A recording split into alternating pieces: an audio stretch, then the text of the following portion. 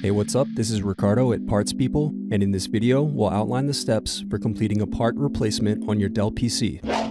Visit our website and use this coupon for a 5% off discount.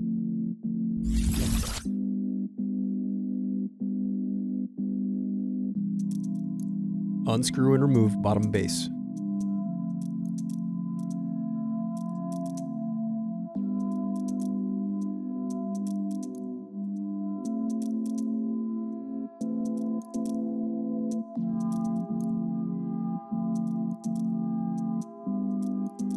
Now unscrew and remove battery.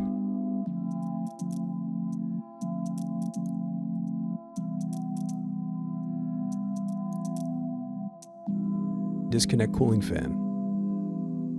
Now unscrew and remove heatsink.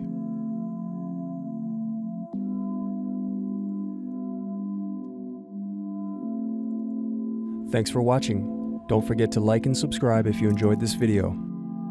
And if you need more, check out this playlist to watch other tutorials for your laptop. You can also click here to find parts for your laptop at partspeople.com.